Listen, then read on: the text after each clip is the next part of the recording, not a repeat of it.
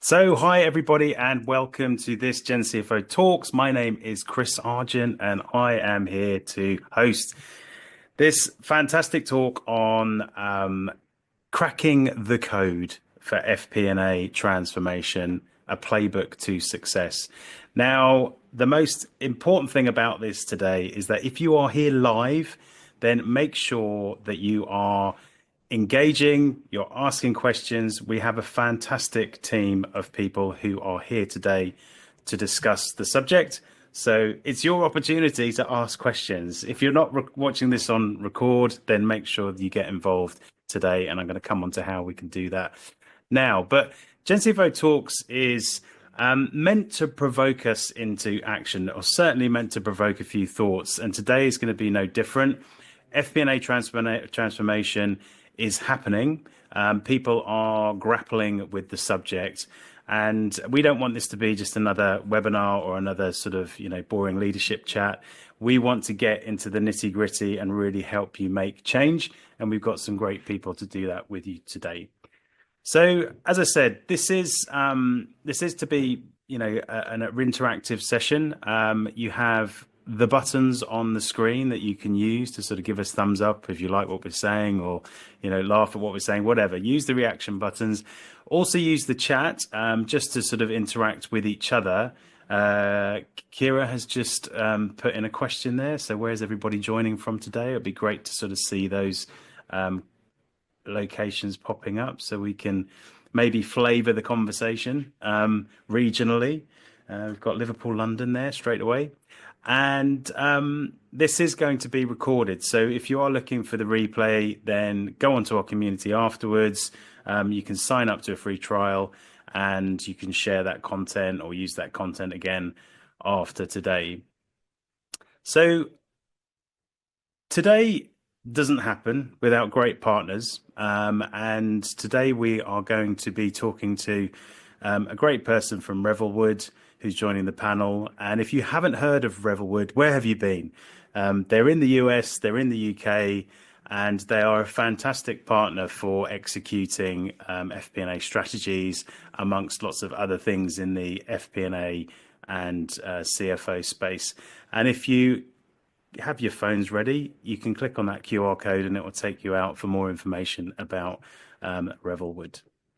So I'm just going to quickly set the scene on this discussion. So it's about cracking the code for FP&A transformation. Now, FP&A is not a new thing, but it's certainly gaining ground in the conversation in the CFO space. And regionally, the UK, I would argue, are ahead of the US. The US is kind of coming into this FP&A space. I might be wrong, but it's okay to disagree with me. And whoever's in Argentina, who's just put their location in there, maybe you can let me know what it's like. But the FP&A space is evolving all the time. And there seems to be this great debate as to what the purpose is for FP&A teams. Is it about, the reporting side of things? Is it about the forecasting side of things? Or is it about strategy and aligning to strategy and people in the organization who are trying to drive the business, make more impact? So there's a bit of a conundrum as to sort of what it is. And then we sometimes get a little bit stuck in the detail of planning, and we forget that there is a bigger transformation coming down the line. So, are you focused more on what we do, how we do it, or are you actually getting into that strategic part of why we do it? And we've seen some changes in the market already where people are recruiting economists into their teams. People are getting more technology into their teams. People are getting data scientists into their teams. So this isn't sort of vanilla forecasting or even rolling forecasting, whatever it was, of old. This is a very new conversation and a shift in the market. So I am super pleased to have with me today three fantastic speakers. First of all, we have Steve Segel from Levin. We have Jane Carlin, former CFO of Costa UK, and we have Ian Derbyshire, commercial manager from Revelwood. So if you guys magically pop up on screen there, thank you for being with us today. Now, look, this is about cracking the code for FP&A and, trying to talk about transformation and a real change. And there was an interesting sort of stat that came through just to kick us off where 63% of us, I think it was, couldn't forecast past 6 months, and it became quite a headline in an FP&A group that we know of. But why does it matter to forecast 6 months ahead? Are we potentially over prioritizing accuracy in forecasting, or taking a strategic view? Is it okay to be broadly right? So what's your sort of take on forecasting maybe past 6 months? And I'm going to come to Jane first. Thanks, Chris. So yes, are we over prioritizing accuracy? And I'd say the answer to that is yes, especially in an increasingly volatile environment. And I think we as finance teams can get overly hung up in the weeds of forecasting instead of the broad themes. And I think with the environment that we're all working in at the moment, it's more important that we are agile and that we're coming up with a forecast that can inform action rather than validate the past. So my view would be quicker, more agile forecasting, more broadly right than in the detail of exactly by department. Excellent. And Steve, what's your take? Someone who's in the thick of it, do you need that level of detail, or is Jane right? Being broadly right is enough for the FP&A team? Oh, your microphone. Approach here is to pick up from what Jane's saying is broadly correct. The reality of it is that accuracy can be a restraint factor. But it comes down to a lot with what is the forecast and what is it for. So when you bypass accuracy, there's things might be, for example, transactional work versus strategic works, at which point speed is as important as losing accuracy. And materiality is this very elastic term used across finance, and we all have a vision of what materiality is depending on what it is at the time. So I think there's a level of materiality that's got to apply. In summary, if it's a very long-term forecast, that sort of slides a little bit more out, versus the nature of what you're trying to accomplish by that plan or that analysis or that data segment. That's really interesting, and it's interesting that you're both aligned there. I'm keen to hear what Ian says, because surely, Ian, when people come to you at Revelwood and they're looking for new technology, they want the granular reporting, and they want to they might have a goal of forecasting way into the future. If they're just starting to rely on gut feel even and being broadly right, there is no need for the tech, is there? And I think, I think tech supports the teams, and they support the likes of Jane and Steve in their CFO roles. And taking some of the key points there is that this less granular and detail and weeds, once you get to month 7, once you get to month 13, tools that we deploy in our customer, and we deploy Workday Adaptive Planning, it's the ability to merge your bottom-up detailed plan with a bit more of a top-down driver-based plan that's a bit more gut feel, but let's call them driver-based assumptions to give them the formal terms. And how can we take some driver-based assumptions and merge the edge between your detailed plan, bottom up, and your forward-looking plan? And I often use a phrase as well with many of our customers, many of our deployments, is that you shouldn't drive a car by sort of looking in the rearview mirror. But in the world of FP&A, one of the best metrics you've got is what's happened historically. And tools like Adaptive allow you to take that data, analyze it, and make some informed decisions going forward. And take them informed decisions to come up with your driver-based assumptions that quantify that gut feel. We'll never get away from gut feel, but let's try and quantify it. And tools and tech will help you do that. Is our experience, Chris? But Jane, coming back to you, do you recognize that? It's almost like if accuracy isn't the goal, right? What is the goal?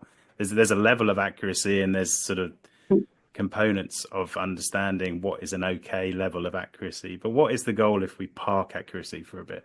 Yeah, I think, and picking up on what Ian said, I think the degree of which you need, sophistication of tools will be dependent on the organisation and dependent on what's appropriate for the solution that you're coming. Because I think the goal, if it's not accuracy, it's direction, it's intention, it is clarity. So it's all the organisation knowing where it's headed and what actions we need to do to respond to that. So I think trying to pinpoint on we will hit number X by the end of the year, we very much do that, but I think in reality there's a range that we are likely to be between X and Y, and what do we need to do to achieve it. So I think it's more around coalescing on direction and intent in terms of having a plan that helps communicate that financial direction to the whole organisation. Everyone can stand behind it. It's easy to say that. I remember a Big Four advert probably a few decades ago now, and they were talking about big data and analytics, and it was like, we will deliver 5,672 boxes next month, and it was like, wow, this is like predicting the future. But actually, does it matter to be that accurate? I think I love that point, and it kind of reflects how far we've come. Steve, would you agree that we need to maybe sort of be more directional in our ambition for FP&A? I think without a doubt.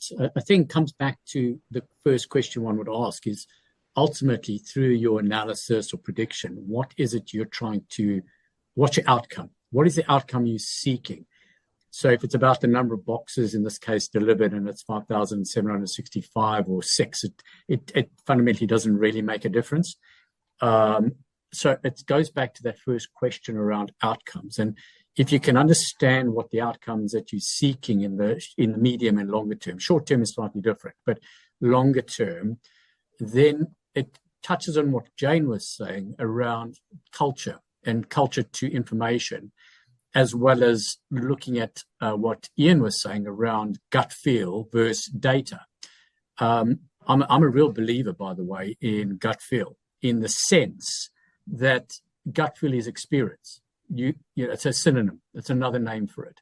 And just to look at data without your experience or the experience of the organization as a whole becomes quite isolatory and doesn't really marry how that business operates to how it currently would look at information that might come out of it. Excellent. Yeah. Excellent. I'm just going to bring before you come in, Ian, I'm just going to bring the audience in on this one as well. And I'm going to ask the poll question that's on screen. That is actually a transformer in the image, so hence the connection. First one is, which area needs most urgent transformation for FP&A? And this is sort of assuming that there is a different direction and we need to transform. The first area is data skills. Second area is tools and tech. Third area is culture and mindset, and fourth area is business collaboration. And while that runs, Ian, if you just come back in on what Jane and Steve were saying there. Yeah, and we've heard the word material. I think Steve mentioned that a few times, and we've quoted some specific numbers. It's getting a view of that. What is material? Yeah, we work with organisations that build houses and have to come up with a 5-10 year plan. We work with organisations that build airports that have to produce a 30-year plan. I mean, so that material number, as you go further into the future, becomes bigger. Yeah, a 30-year plan, you might end up doing a 5-year plan, and that's all you really need. So again, what is material to your organization? What do you need to produce that number, however high, low that is? And what do you want to do with that number? Yeah, be able to analyze that data. So it's horses for courses in many organizations. What's material to you may not be material to others. We see that all the time. Absolutely. And it's great to see comments coming through on the chat as well. There's a comment here from Helen saying there's an old adage, there's only one thing that's guaranteed about a forecast, and that it's wrong. The question is how wrong, and that's the point, right? We should, forecast accuracy is a wonderful thing, but it's a bit of a badge of honor. It's like, what decisions can we make, and how directional can we be, and how agile in that process. Yeah. Just coming back to the poll results, so let's. I'm just going to quickly share the result here. So, but it's quite well split actually. So maybe we've got a lot of work to do, but there's definitely a clear winner. Tools and technology. Now, maybe that is because a lot of people are still in an Excel world, and they need to still make a change. And we're going to come on to the technology in a bit. But I just want to talk a bit about the second and the third one, which is business collaboration, sort of culture and mindset, because I think that goes hand in hand with a transformation, right? Rather than it just being tools driven, which we will come on to. So any comment on tools being first, but secondly, what mindset and skills define FP&A today if we do need to make a change in that? And Ian, I'll come to you first. Yeah, and I would take two mindsets, two skill sets, and we've used the word data, and we wouldn't be on this sort of talk today and not mention the word data. You need people who are inquisitive, who want to understand that data and actually get quite excited about it. Because by stealth, the world of finance, and in particular FP&A, have become the gatekeepers of data, because they're the people who need to take the revenue data, the cost data, the sales data, and piece it together. So number one skill set mindset is somebody who's data inquisitive and is able to see through the numbers almost. And the second one, and I've used this phrase quite a lot over the last couple of years, you're looking for an influencer. And it's like, what? And influencers, we all know influencers from the world of TikTok and Instagram and millions of followers. Why not bring an influencer or develop and grow and nurture an influencer in your FP&A team who's able to be a storyteller, another phrase well versed now in the world of FP&A, and let that person become your influencer who's able to take data, visualize it using whatever tools they see fit, and visualize that data. A picture tells 1,000 words. I can see us all reaching for TikTok to do our corporate updates next. Exactly. What's happening? Steve, what's your take on mindset and skills? I think, so picking up what is Ian saying, and I think the right element around a powerful FP&A presence in a business, and I talk about this with my teams, which is the ability for you to argue like you're right, but listen like you're wrong. Yeah. And the element of that really is about informing iterations and considerations, because we've established, I think, fairly much now that you can't be 100% accurate. And the result of that is that you really want to inform the discussion, because it's the discussion that leads to action, and action leads to change. And the change is, supportive of the organization's outcomes. So it's very important that within the culture, you build in this element of being okay to be wrong, being okay to argue your way because you think, certain assumptions are the right assumptions. But at the same time, listening, because when you pitch it to different elements of the business, be they commercial or legal or compliance, each of those three examples, for example, come at it from a different place. And the consequence of that is, by listening to all those individuals, you'll better outcomes for future analysis. And so you keep iterating on that. And so that's all about that culture and being open to challenge and challenging open. Yeah. And I think that drives a lot of important decision making, because it probably throws out another 6 questions and another 7 dashboards, because actually it's worthwhile, right? Yeah, absolutely. It's good to see the chat as well coming through. We've got Kenneth saying tools are great, but they're only as good as the person that are using them. And I think that talks to your point around, there are 2 things happening here, maybe at the same time.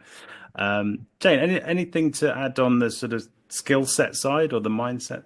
Yeah, I mean, I think agree with all the points. I think we are probably across most organisations at that sort of transition between FP&A being stuck in still doing a lot of the producing, to everything being automated and FP&A doing more of the storytelling, decision making and influencing. And I think the sooner organisations can embrace whatever technology is appropriate for them to try and automate as much as that to really bring the function forward, I think will really help. But I think I think a lot of people are probably listening going, yes, but I'm still forecasting on spreadsheets and I still have to get my management accounts and my report out, my dashboard.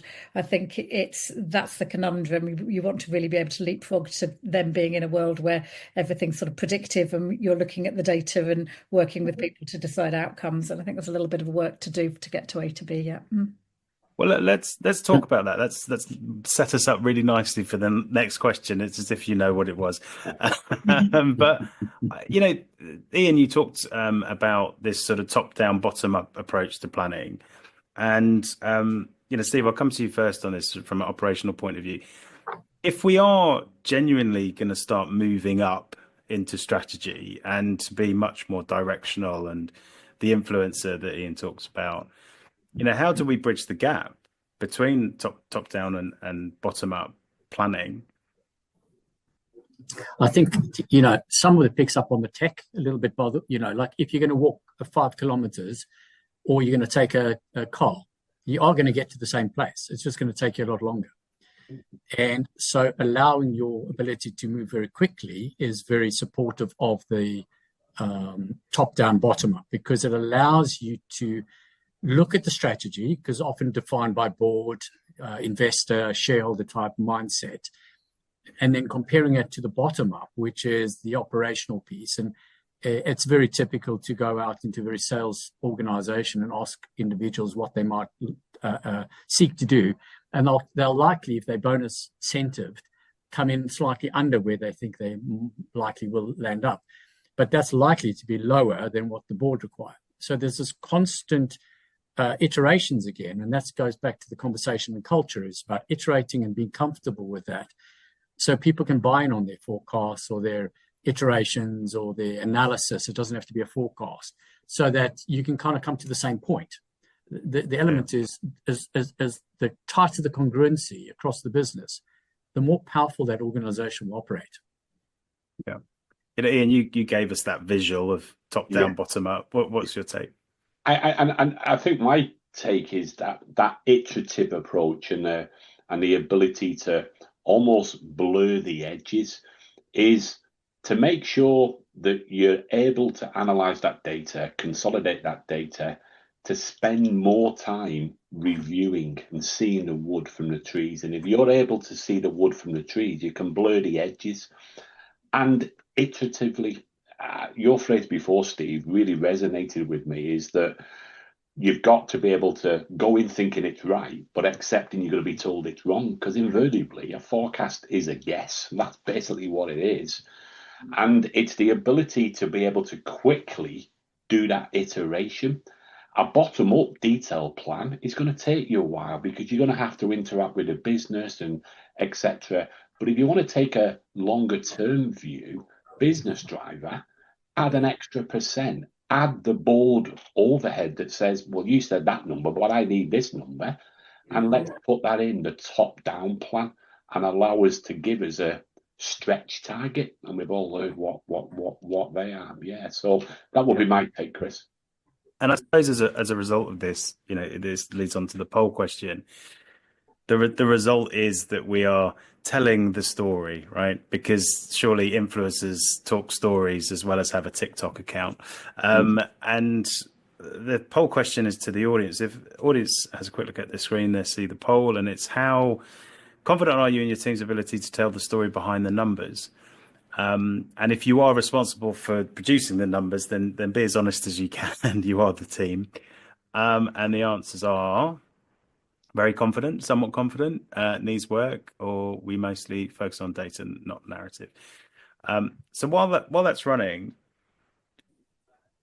what do you think? And Jane, I'll come to you on this one first. What do you think the core skill is there in terms of telling the story? Because there was also a comment that came into the chat about actually needing to have a look at the team that you have right now, because it may have been built on different foundations, and we need to be all aligned on our goal with culture and mindset and our ways of working. So do you agree with that? Do you think we need to have a little look at the talent that we have? Yeah, just picking up on a couple of points, picking up on a point in the chat as well. I think because I think someone made the point, which I totally agree, that the top-down strategic direction of forecasting and the bottom-up approach are basically very different processes and serving very different needs. So if you take the Costa example, you need to set targets to each individual store managers so that you can have a look at the whole. But if you did it from a purely bottom-up, you wouldn't. You may get an answer that doesn't align to macro trends. So I think that's where the tools and not having one size fits all comes in. But in terms of the skills and the storytelling, I think and this might be a bit broad brush, but finance departments can tend to be a little bit inward facing culturally. And I think as things evolve and we become more externally focused, I think it's going to be really important to look at those external trends so that you are telling a story of your organisation against the wider macroeconomic climate, and then it has more credibility when you're talking about whether it be market share or your consumer growth, when you've got something to show it up against. And I think that's quite different to historically, where FP&A can be a little bit process and data hungry and detailed. I think it's going to be transitioning into more thematic story, external in more operational strategy type resource. So that's my view on it. And at least we have an honest audience, because if we look at this poll result here, I think they're completely in agreement with you, Jane. There's more to do. That's the biggest one. Storytelling behind the numbers needs work, and only 11% saying that they're very confident in their storytelling ability. Does that surprise you, Jane or Steve? For my mind, not. By the way, the folks who are saying very confident, they could just be arguing like they're right, but willing to listen, they might be wrong, right? It's hard to have an argument with you, Steve, isn't it? I could be wrong. I could be wrong. Yeah.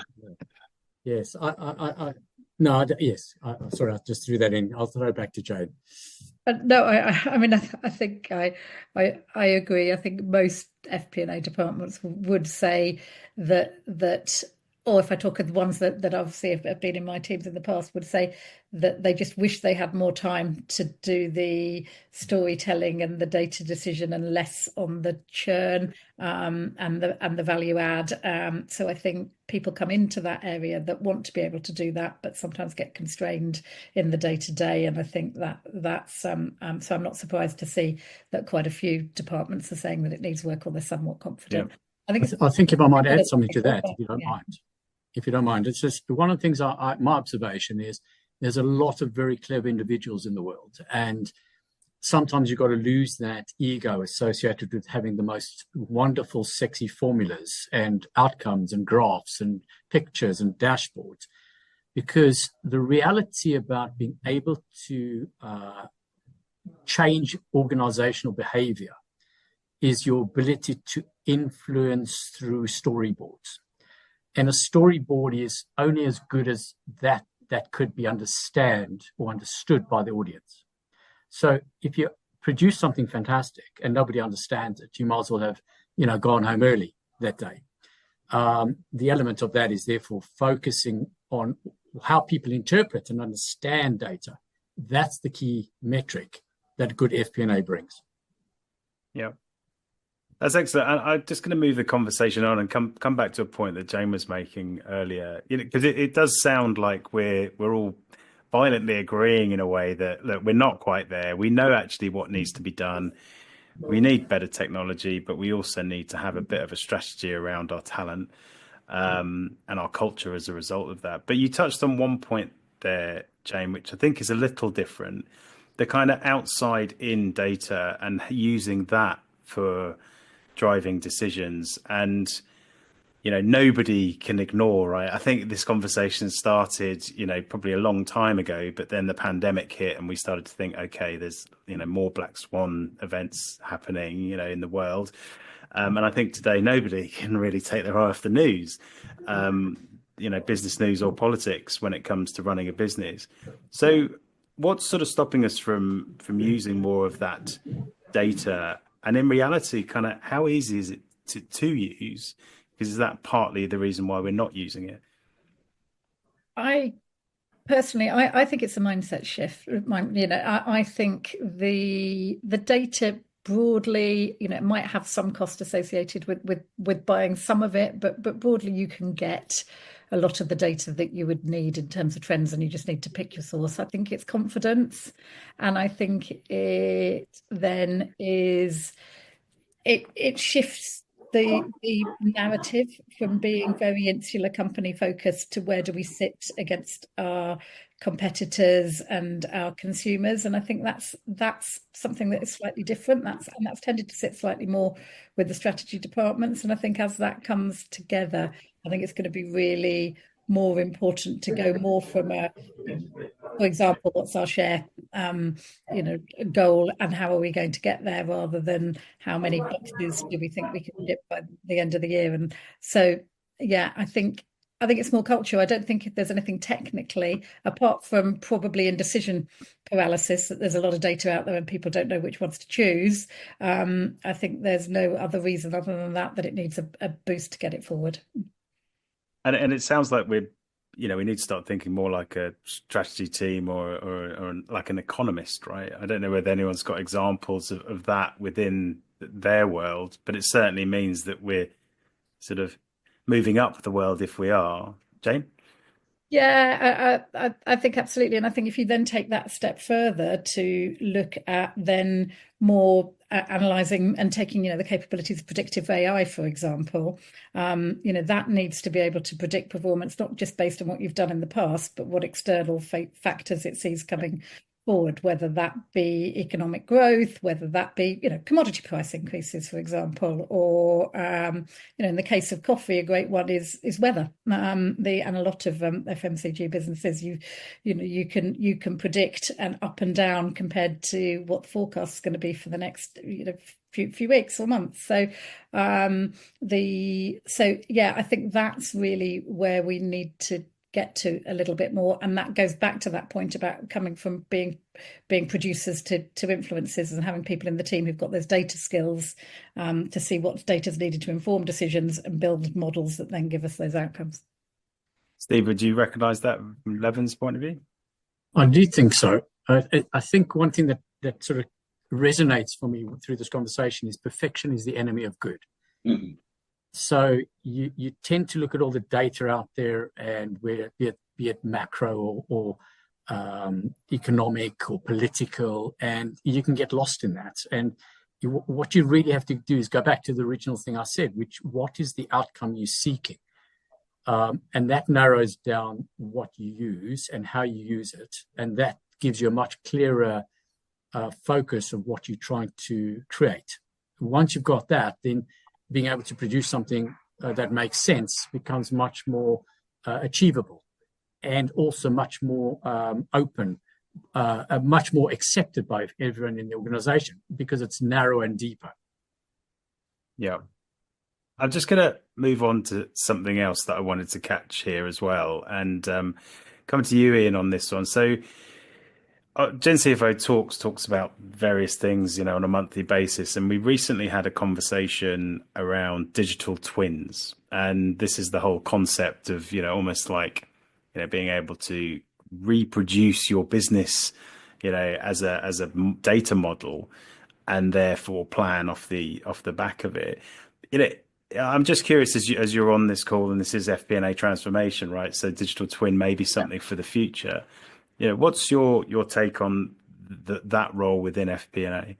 I think it's a role that isn't the future in our experience, Chris, and I'd actually take it one step further. That the term digital twin, whilst it's a relatively new term, in the world of FP&A, it's always been there. It's just never been called a digital twin. So it's not the future because it's here. It's here, and people do it now because FP&A have built models for years that represent that business. So that digital twin, whether it's in Excel, whether it's in a planning tool, that digital twin exists. Where I feel FP&A is probably going to go, and I'm probably going to coin another phrase, it's digital triplets and quadruplets, where you need to have different versions of that model. Someone's made a great point in the chat that I've seen come through, that linking it back to an earlier conversation, bottom up, top down planning, they are completely different models. Yeah. So therefore, you need a digital twin that represents your bottom up plan and a digital triplet that recognizes your top down plan. You need different versions.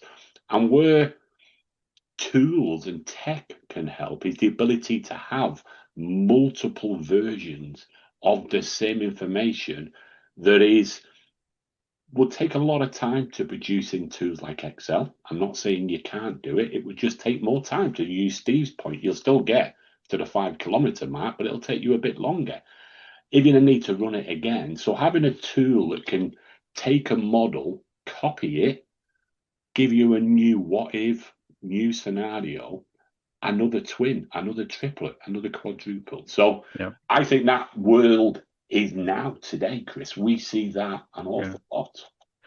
From an operational point of view, can you see, let's call it a family of models or something rather than the quadruplets? Yes, that's probably better. Yeah, a dysfunctional family possibly, but a family nonetheless. Yeah, I think we're using different terminology for the same sort of things, because I think for me this is sort of scenarios, a range of scenarios, and so you may have one sophisticated model, but you'll change your assumptions and your inputs really agilely to say, what happens if tariff is X and tariff is Y, and what happens if so I think someone in the chat asked about something that used to be on my plate, which was forecasting for Argentina, where you've got a lot of volatility in exchange rate, and I think the only way you can do that is you can't have one answer.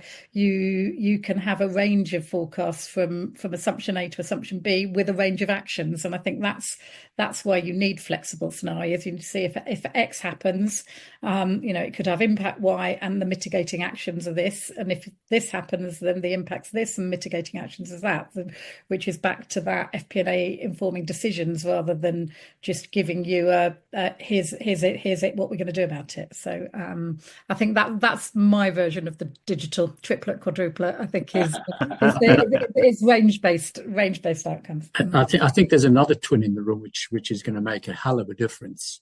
It's probably an elephant, which is AI.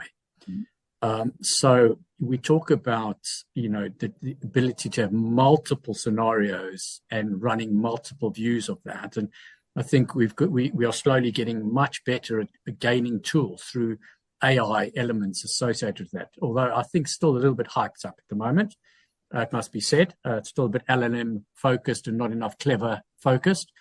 But the ability to then run multiple scenarios and have quadruples as opposed to twins is going to become much more easily obtained. And by the way, as I say that, just as confused, because there'll be so many models that you won't know which is your twin or which is your singular. So anyway, but that's just something to come. Excellent. So I'm conscious of time, and I just want to make sure that we talk practically about this as well, because obviously there's a lot of theory, there's a few concepts. I think we're all generally on the same page. We need to make a change. Yes, there's going to be different approaches. Um, you know, time, effort, culture, budget are all going to come into what we do next. But I just want to make sure that we have a practical discussion. And one of the questions that I wanted to ask the audience was about this alignment that we've talked about, between our strategic decision making and our sort of planning cycles, because they seem to get in the way a little bit. In fact, I think there was even a comment there around aligning some of our strategic decision making to month end, and therefore they're always missing the boat because there was no way of having a strategic conversation within sort of 2 days of a month end. So is your current planning cycle aligned with your strategic decision making? Because it has to be, right? If we're going to start being more strategic, that is absolutely the cycle that we need to be focused on. And I think this came through in another comment around sort of how granular we need to be and how real time we need to be, and actually what are the strategic decisions we need to make. We don't need real time data and information for a strategic decision that will actually take effect in 3 to 6 months time. So while that's running, I'm just going to come to Steve on this sort of the practicalities of maybe starting at the top, what a roadmap looks like for transformation in FP&A. So I think we break it down into a number of things, and partly we've spoken about some of that before. There's influence the culture, because that determines an identification of what your strategy might be. Once you've got that, you can then roadmap that through to where the logical outcomes are, which is then generally going to be about people, the right people in place to manage it, which then influences potentially the additional capability of technology in that, because without the right people, you can put the worst technology in the world in, and with the right people, you can get the best technology in the world. And it's a virtuous circle, because as you have that, it allows you to inform your strategic outcomes. And the other thing that plays into that, which is two things, is how long of an outlook you want. Is it 5 years or 10 years, or as Ian says, 30 years? I picture the person who had to do that, by the way. But the good news, they were right, or they were wrong, one of them, but it doesn't matter, right? So I think these are iterative models that allow you to reevaluate all the time what's going on. So, but there's not one part of that three-footed stool that you can take away without the stool falling over. Yeah, love it. And just to comment on the poll here, only 4% are aligned. So that future vision that you talk about, only 4% of us are there, and we've got 35% who are disconnected, and therefore they're already hindered, because how are they meant to be more strategic and wading into strategic decision making if everything they produce is actually disconnected to that process?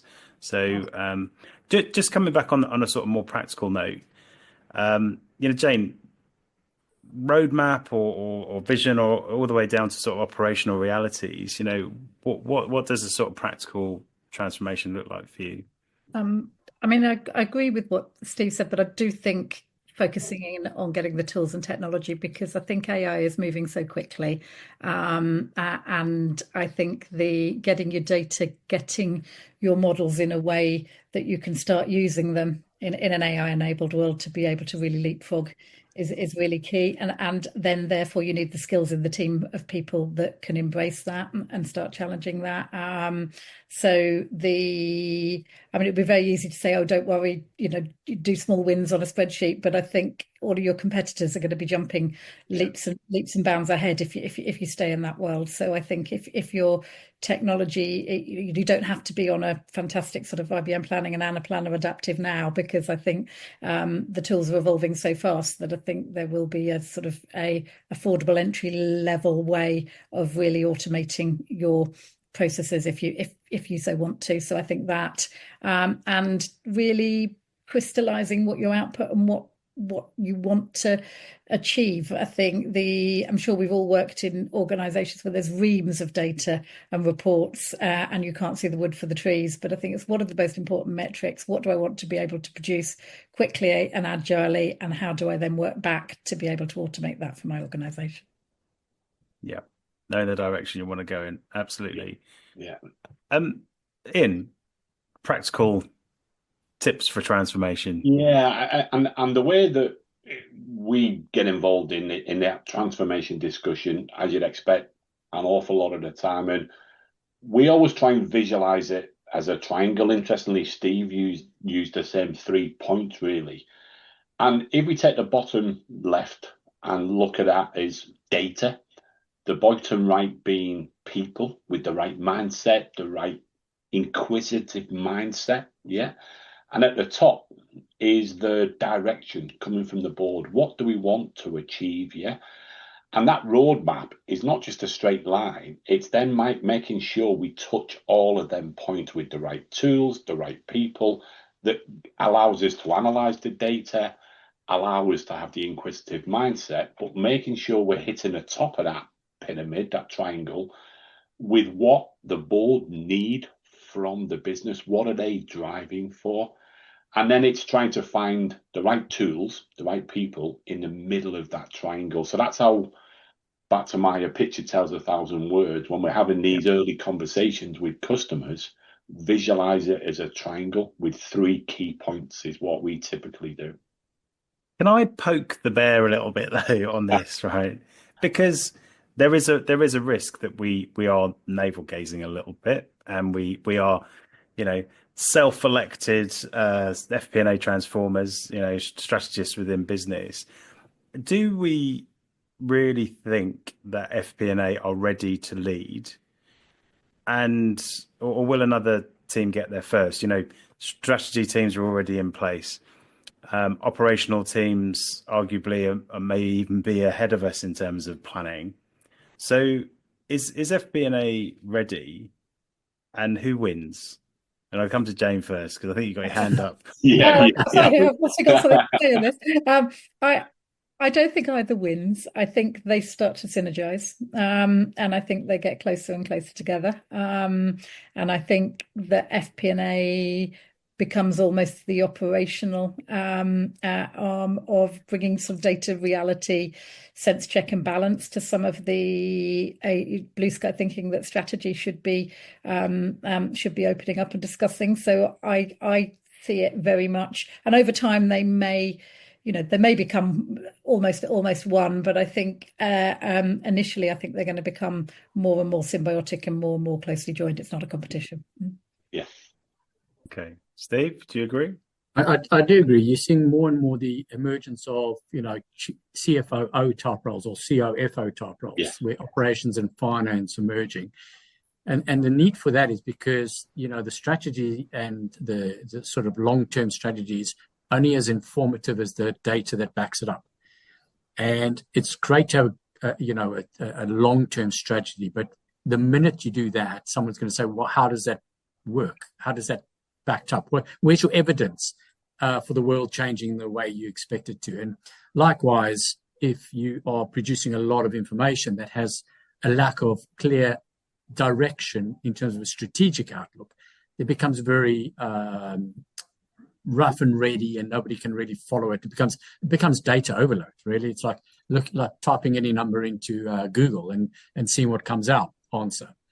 So the element is, I think Jane sums it up actually well, is that there's synergies that got to inform through conversation, and it's about back to culture, because the board particularly have to engender an idea of shared ownership towards outcomes, including strategy, FP&A, finance, legal, compliance. There's a whole part we didn't talk about, if you heavy legal compliance in your business, then by the way, accuracy is probably the most important thing. Yeah. But so all of those are in context. They're all very much in context, and you can't. No team in the world is going to be successful if the rest of the business doesn't come along with them. Yeah, you really, something chimed with me when you were saying that about this sort of shift between the CFO and the COO, and head of finance and operations type roles coming in. Because we seem to champion the CFO that makes it to CEO. But actually, would it be helpful in this space to start thinking we should be more chasing the COO rather than the CEO, because that's where it's more helpful first. Jane, what do you think? I don't see I don't quite get why you would want to go CFO to COO rather than, I think, all the general business skills. I think that's sort of putting, for me, finance more in the support operational bucket rather than in the visionary strategic bucket. So I think that you should see that's go from CFO to CEO just as seamlessly as you would COO to CEO, but that might just be a personal viewpoint. I don't know what others think. I suppose by pigeonholing it as finance is more in operational is cutting off a lot of all of those skills that we said is needed for finance of the future: influencing, storytelling, big picture, strategy, technology, and I think they shouldn't be underrated. So, Chris, it's a terrible strategy, but it might help some individuals to be motivated. So CEO or CEO, you take your pick. Look, I'm conscious of time, and I do want to make sure that we have sort of a couple of tips and tricks that people can consider. And the way that we normally do this is just go around the room and ask, what can the audience start, tomorrow? And this is normally a money no object question. But what come Monday could people be doing as a first step? And I come to Steve, Ian, then Jane. On a personal note, I once decided to build myself a music recording studio, and I played with the idea for it for 6 months. And I had a friend who was a builder, and he said to me, "Steve, just go down to the yard, go buy yourself a spade and a wheelbarrow, and start." And I think that's the fundamental for this, is just start. You can try and get the most wonderful outcome, but ultimately you just have to start. And once you've started, then your next step is a little easier. To climb Mount Everest, when you're looking at the bottom, is hell of a tough. But if you're 1 foot away from the top, mine's just probably just as difficult, but it's less difficult, right? So each step you take closer to what you're doing makes it a little easier to get to. And the other thing I would say is be brave. Be brave and be demanding. That the differences that you can make through, if it's an FP&A as a CFO sided or COO or CEO FP&A type mindset, just be brave and believe that the difference you can make will be powerful. Because if you believe it'll be powerful, then there's a very good chance that the work that you do and the outcomes they create will be a powerful outcome for the organization. Love it. Excellent. Ian. And I was going to pretty much say the same thing about just start something and don't let perfection get in the way. Don't spend 6 months designing something or designing a strategy or a data consolidation. Just start with something. As that famous crawl, walk, run type mentality. So start. And again, similar to Steve and Jane's also mentioned it as well, challenge. Our team of consultants, our ethos in our organization is to challenge the customer and challenge the view on things. Yeah, we can bring some best practices. We can bring a view from many different customers. And the best thing that we can say sometimes is why and no. And by the time you get to the 5th why, we've always done it that way. Well, just think differently, challenge, take your brave first step and move forward. So just don't let perfection get in the way of driving something. Mm-hmm. And Jane? I think obviously agree with those. I would say picking up on the point of culture and changing culture is to try and move the narrative more from hindsight to foresight. So when you're in a meeting this week, instead of saying what happened, say, what could happen next. And so start to try to think about that preempting things that the story is telling you and informing those decisions. So really try and shift from a backward to a forward mindset would be mine. Sounds amazing. I'd love to be doing it myself, but unfortunately those days are numbered. But thank you very much, Steve, Jane, and Ian. That was a really good session, and it's nice to finish on some practical tips there.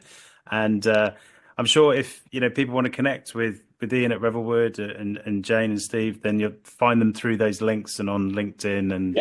And please make sure you do. So thanks for your time today, guys. Everyone, for such great questions. Thanks. Cheers, everybody. So I'm just going to do a few housekeeping bits and bobs before we leave. Now, GenCFO, if you don't know, is a community that they are, driving a lot of the conversation for our GenCFO talks and our themes. And if you are interested in this conversation and wanting more of it, then you can find us online.